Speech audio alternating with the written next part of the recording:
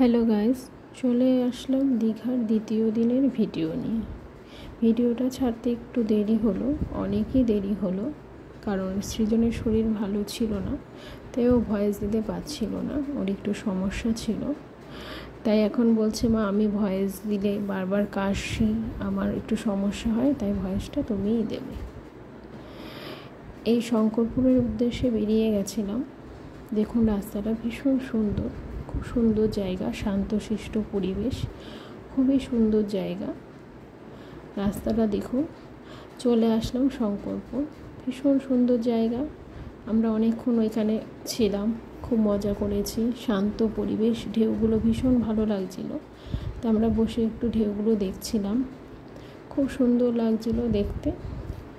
আরও অনেকেই ছিল, খুব শান্ত পরিবেশ, খুব সুন্দর জায়গা, ভীষণ ভালো লাগছিল।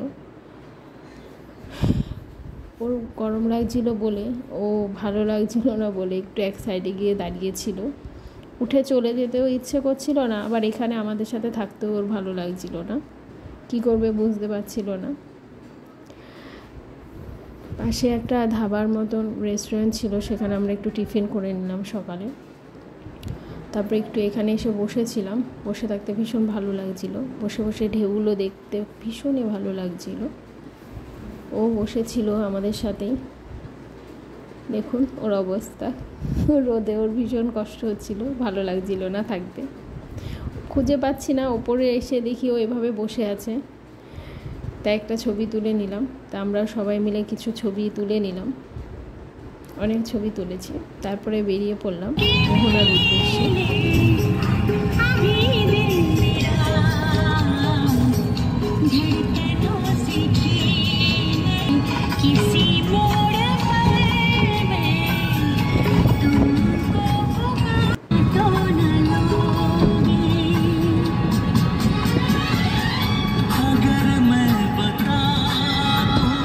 রাস্তায় কাজ হচ্ছিল বলে রাস্তা ভীষণ উঁচু নিচু ছিল। আমরা কথা বলছিলাম আর মনে হচ্ছিল আমরা যেন গান করছি, এরকম অবস্থা হয়ে গেছিলো আমাদের।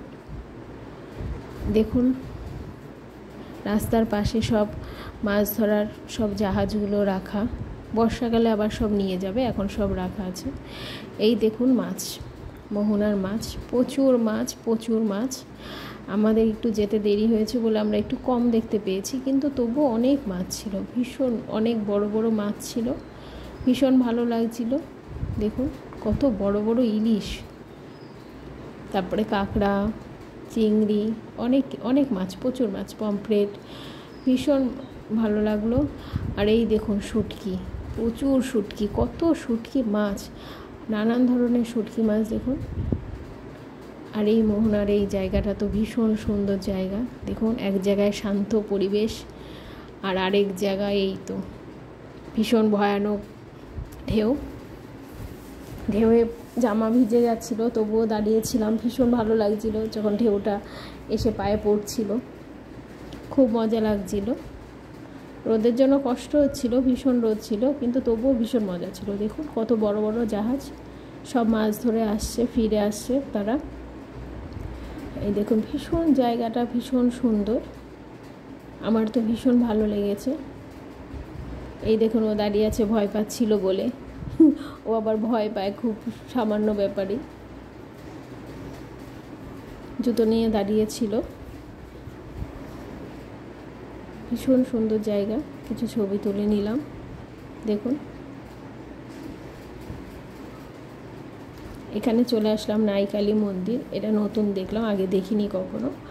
মায়ের মূর্তিটাও আলাদা, দেখুন ভীষণ সুন্দর জায়গা, শান্তশিষ্ট পরিবেশ।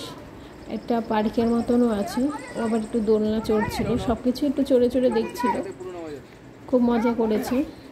কিন্তু রোদটা না থাকলে আরও বেশি ভালো লাগতো, ভীষণ রোদে কষ্ট হয়েছে, কিন্তু ভীষণ মজা করেছে। মন্দিরটা ভীষণ সুন্দর, খুবই সুন্দর মন্দিরটা, আরও তৈরি হচ্ছে, এখনও পুরো কাজ হয়নি। তারপরে চলে আসলাম হোটেলে, চলে এসে রুমে আমরা খাবার অর্ডার করেছিলাম, সব দিয়ে গেছে, তাই আমরা একটু খেয়ে নিলাম। সন্ধ্যার সময় বেরিয়েছিলাম, একটু অল্প করে ঘুরে নিয়েছিলাম সন্ধ্যার সময়। এই দেখুন এগুলো সব ভিডিও করে নিয়ে এসেছি, নিচে করে নিচে একটা রাখা রয়েছে, সব নানান ধরনের সব মাছ, কাঁকড়া, তারপরে অক্টোপাস, সব বাঙালিরাও সব অক্টোপাস খায়। দেখুন অক্টোপাসগুলো ঝুলিয়ে রেখেছে, আমার তো দেখেই কেমন লাগছে। তারপরে বিরিয়ানি খাওয়া পারে না, কোনো বিরিয়ানি খাবো, তাই বিরিয়ানি নিয়ে নিচ্ছিলাম। ভীষণ ভালোবাসে বিরিয়ানি খেতে, সবাই ভালোবাসে বিরিয়ানি খেতে। ওর বাবা ভালোবাসে না, তাই বাবার জন্য নিয়ে নিই। আমাদের 3 জনের জন্য 3 প্লেট নিলাম। রুমে চলে এসেছি বিরিয়ানি নিয়ে, সবাই মিলে খেলাম। ভিডিওটা ভালো লাগলে লাইক, শেয়ার ও সাবস্ক্রাইব।